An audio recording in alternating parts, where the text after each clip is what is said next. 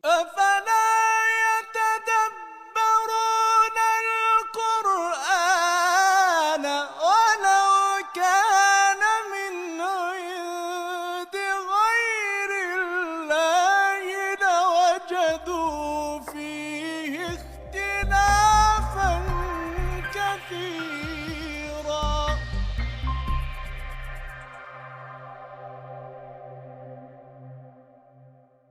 Bismillahirrahmanirrahim. Assalamualaikum warahmatullahi wabarakatuh.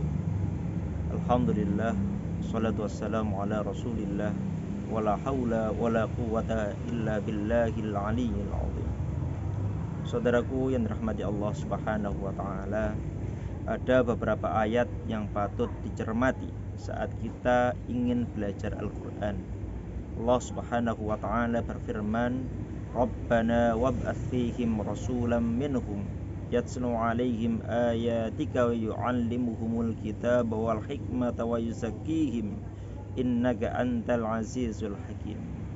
Wahai Tuhan kami, utuslah di tengah mereka seorang rasul dari kalangan mereka sendiri yang akan membacakan kepada mereka ayat-ayat-Mu dan mengajarkan kitab dan hikmah kepada mereka dan menyucikan mereka. Sungguh Engkaulah yang maha perkasa lagi maha bijaksana. Al-Baqarah 129. Di dalam ayat ini terdapat dua kata yang berdampingan, yakni al-hikmah dan kitab. Jadi Rasul yang diutus bukan hanya mengajarkan kitab, namun juga hikmah. Kata yang berdampingan seperti ini di dalam Al-Quran muncul di 9 ayat.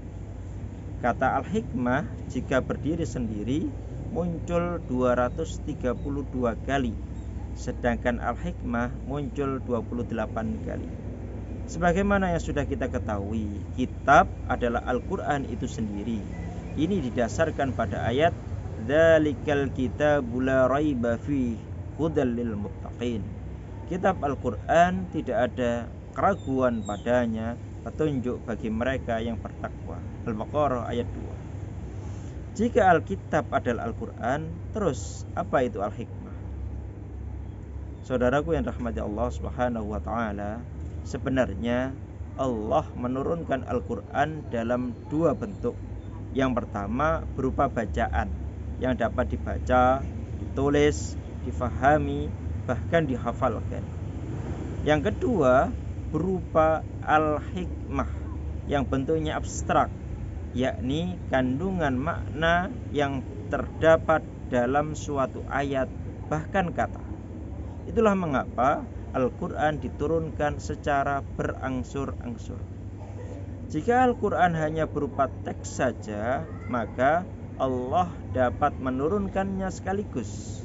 Seperti kondisi saat ini, kita sejak lahir menerima Al-Quran lengkap 30 juz. Namun Allah justru mengansurnya. Yang diangsur bukanlah tekstualnya, namun hikmahnya. Akhirnya suatu ayat diturunkan dalam kondisi tertentu dan waktu tertentu agar meresap dalam sanubari Rasulullah SAW. yakni pada masa 22 tahun, 2 bulan, 22 hari inilah Alkitab dan Al-Hikmah tuntas diturunkan. Itulah mengapa sering saya sampaikan kepada para santri, jika kita ingin belajar membaca Al-Quran, pesantren sudah punya metodenya, burhani. Ataupun menghafal dan memahaminya juga sudah ada metode tersendiri. Namun mendalami hikmahnya membutuhkan proses yang sangat panjang. Jika Rasulullah saja yang bersih hatinya membutuhkan waktu begitu lama, apalah kita yang memiliki banyak kesalahan dan dosa. Saudaraku yang dirahmati Allah subhanahu wa ta'ala, ada contoh teladan mulia di dalam Al-Quran yang mengajarkan al-hikmah. Tentu selain Rasulullah dan para nabi lainnya, yakni Luqman. Bahkan nama ini diabadikan menjadi nama surat.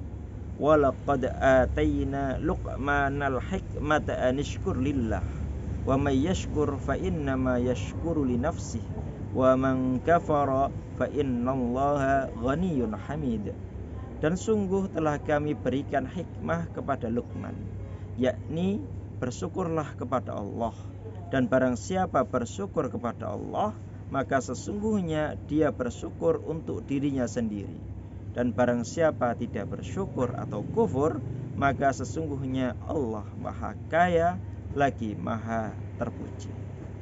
Maka lihat ayat-ayat selanjutnya, bagaimana rasa syukur Luqman diaplikasikan dalam mendidik putra-putranya, penuh dengan nasihat kebaikan dan contoh teladan yang luhur. Luqman mendampingi terus dalam proses memasukkan hikmah kepada putra-putranya, dan memang begitulah pengajaran al-hikmah berlaku. Begitu pula dengan Rasulullah dalam mengajarkan hikmah. Para sahabat didampingi terus, dibersamai dalam sholat jamaah, bahkan dalam bermuamalah. Itulah cara belajar hikmah. Harus ada teladan dan tokoh yang menjadi panutan. Jika mushaf yang kita pegang itu adalah Alkitab, maka pribadi Rasulullah itulah hikmahnya. Kemudian bagaimana caranya mencari panutan di zaman ini? Karena sudah tidak ada nabi lagi yang diangkat. Saudaraku yang dirahmati Allah Subhanahu wa taala, Al-Qur'an berupa Alkitab telah putus.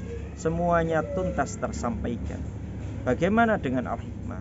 Kita bisa lihat dalam surat Al-Qadar. Inna anzalnahu fi lailatul qadar.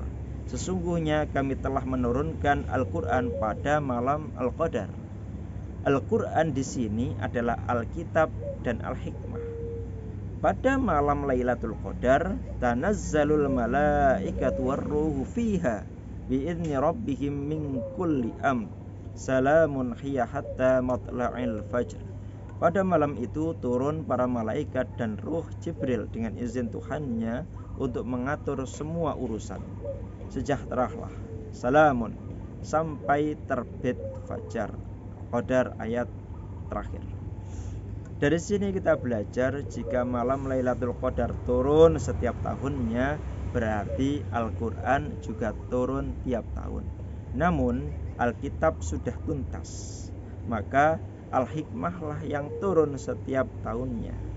Dan inilah yang menjadikan Al-Quran salihun likulli makanin wa zamanin. Al-Quran menjadi petunjuk hidup sepanjang zaman. Maka merekalah yang mendapatkan Lailatul Qadar juga akan mendapatkan Al-Hikmah, yakni pemahaman terbaik terhadap Al-Quran, yakni dengan mempraktekkannya dan menjadi panutan dalam segala hal. Untuk itu, jika kita belum mendapatkan Lailatul Qadar, ikutilah mereka yang telah mendapatkannya. Allahu a'lam bishawab. Assalamualaikum warahmatullahi wabarakatuh.